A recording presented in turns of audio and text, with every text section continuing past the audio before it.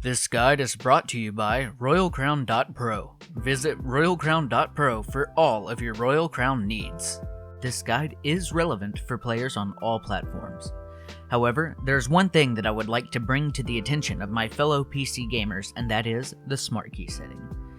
You can enable Smart Keys by opening Settings, navigating to the Controls tab, and then switching the Smart Keys on for each skill and item. Smart Keys allow you to cast your abilities instantly without having to aim with indicators and click. When Smart Keys are enabled, skills and items will be activated either in the direction of your mouse or at the position of your mouse depending on the spell or item you are using. Enabling the Smart Key option allows you to dish out abilities faster, doing more damage in a shorter amount of time. Alright, so you're probably ready to jump into battle, so let's go over how to ensure that you're as strong as possible to increase your likelihood of surviving player encounters. First, we'll go over equipment. There's a few different types of equipment available, ranging from purely offensive to purely defensive. Which equipment you should use greatly depends on your playstyle and champion, so make sure to experiment with different types of equipment throughout your games to find a setup that's optimal for you. There's two different types of offensive and defensive stats in the game, and which offensive stat you should be looking for depends on your character. While physical damage will also increase the damage provided by your basic attacks, magical damage only increases the damage done by spells for certain champions. You can check to see if your champion uses physical or magical damage by either hovering the spell with your mouse if you're on PC, or hitting the drawer on the right side of your screen on mobile. Mobile users will have to select the tab that says Skills on the right-hand side to view skill descriptions. When reading skill descriptions, you will see text beside the damage amounts that will say plus a number followed by either PD or MD. PD stands for physical damage, and MD stands for magical damage. The number represents how much of your physical or magical damage is added to the spell's base damage, with 1 representing 100% and 0.65 representing 65%. There are 4 different levels of equipment quality in Royal Crown, and to keep it simple, I'm going to call these green, blue, purple, and orange. Orange items are the strongest, followed by purple, blue, and then green. Orange equipment can only be obtained by slaying a dragon, which is a level 15 boss-type monster that can be found on your map. Be careful though, they pack a punch. Lower tier gear can be found throughout the world by opening small chests, commonly found in towns around the map, and larger chests, which are positioned around the world. Larger chests have a higher chance of releasing higher tier items, but there's a lot less of them laying around. The only other way to obtain equipment is through slaying monsters in the wild.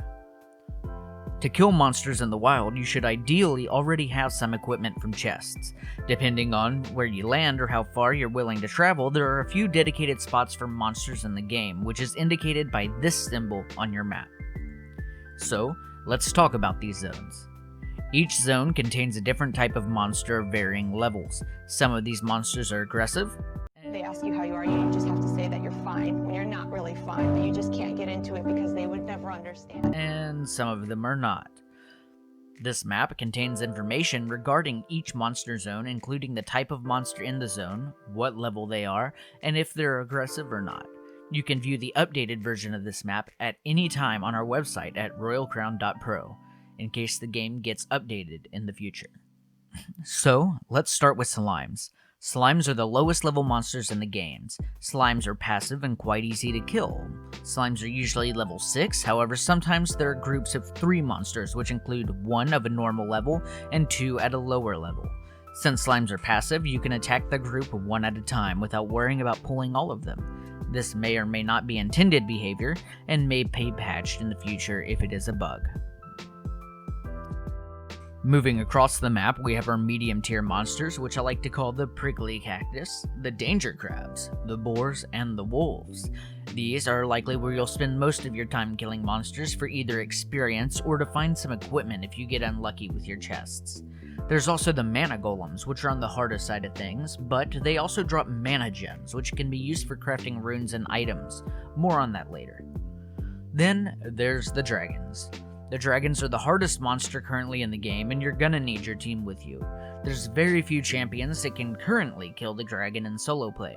Dragons drop a bit of loot, but also commonly drop orange weapons.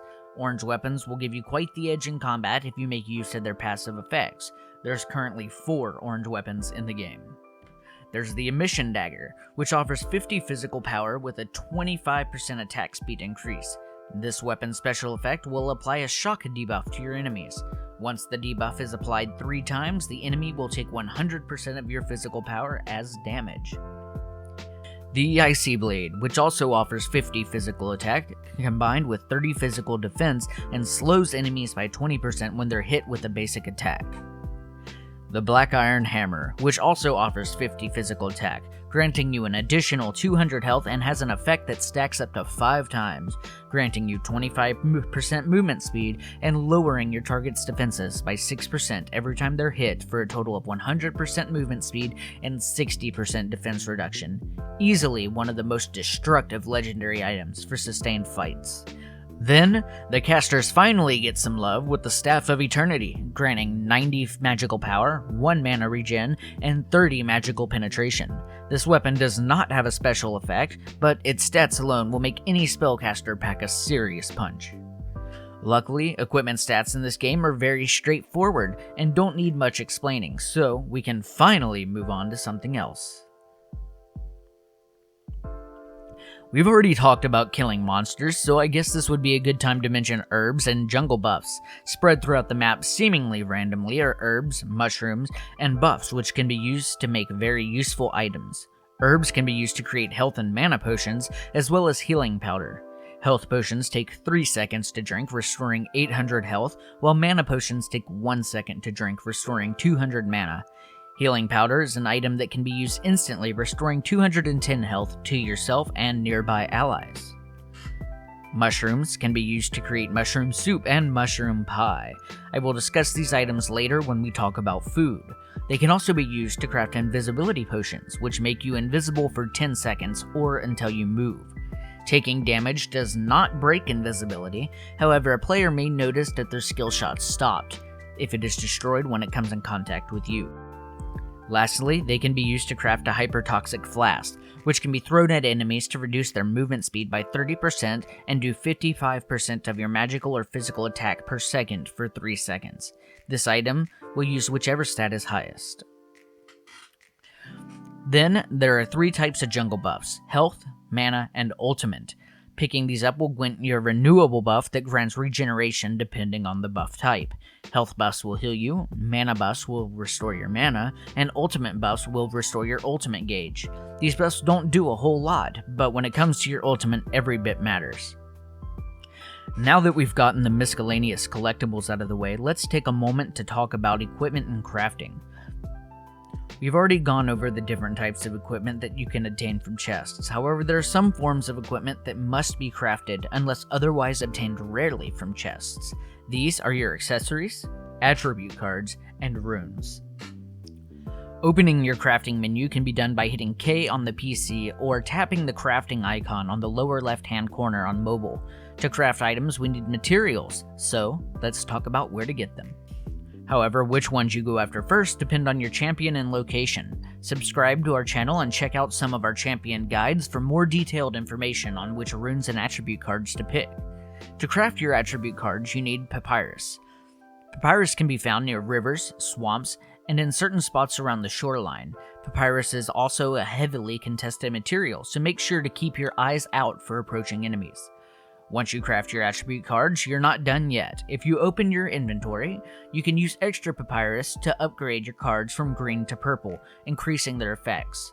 You'll know that you have enough material to upgrade if there's an upgrade symbol on the upper right-hand corner of the item in your bag, or in your equipment slots.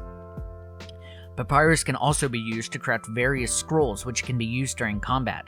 There's currently 3 scrolls in the game: the Protection Scroll, which offers you protection with a temporary shield that blocks incoming damage; the Purification Scroll, which removes any debuffs on your character, including some negative status effects such as slows and stuns.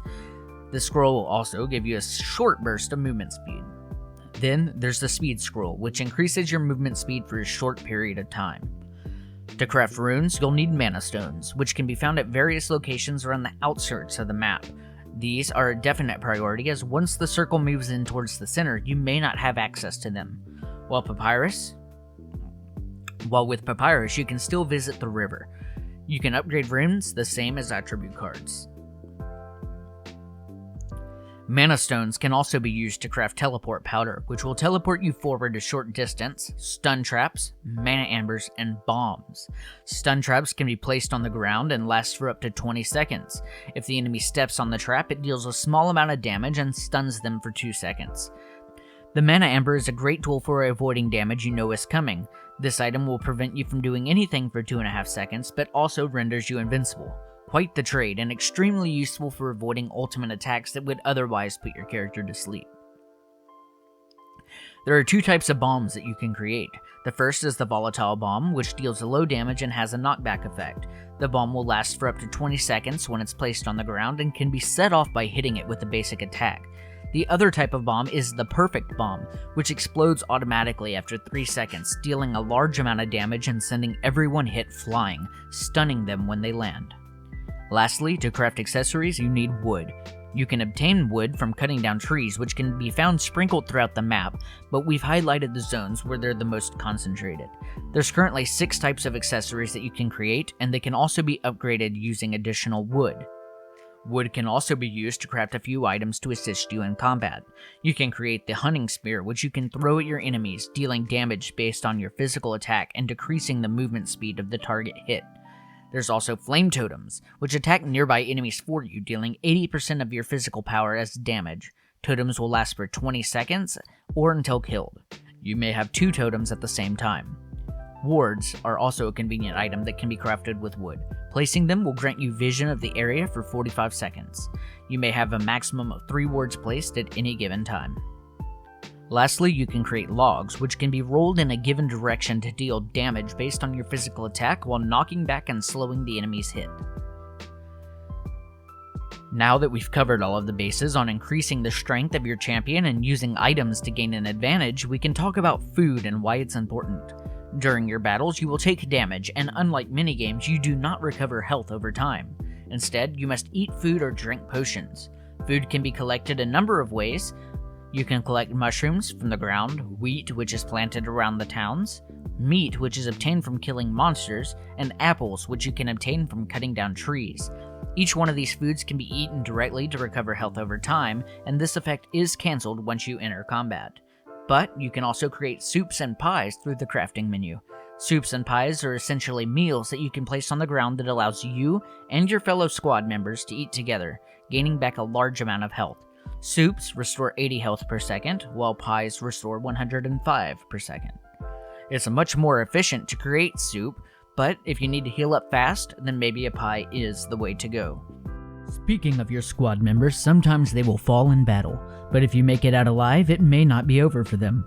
When a player in a team dies, they get knocked down, slowly bleeding out over time while able to crawl slowly around the map. You may walk up to a team member that has been knocked down and pick them back up. If the player bleeds out or is completely killed off, then you must go to his coffin and obtain his pendulum. The pendulum can be taken to a nearby statue of the goddess for revival. Players revived this way will lose all of their items, but may be able to travel back to their coffin for retrieval, if they weren't already looted. Lastly, we should talk about the different events you may occur while traveling around the map. When traveling the map, indicators may appear at your feet. This signals that an NPC or an enemy player is performing an action nearby in the given direction. This indicator will start at 1 small bar and increase to 3 bars depending on how close the activity is. This activity indicator will also be shown for nearby players traveling on their mount, so if you're trying to sneak up on someone, make sure that you're on your feet. There's also a mechanic that most of us just refer to as the zone. This zone is represented by a white circle on your map, which indicates where it's safe to be. There's a short delay between each zone before the map slowly shrinks to the next, damaging players outside of the zone over time. Lastly, there's the red zone, an event that randomly occurs at an area on the map. Inside this area are severe thunderstorms, and being hit by lightning will damage your character. That's all you really need to know to start getting ahead in Royal Crown. Good luck out there, and make sure to subscribe for more guides and tips.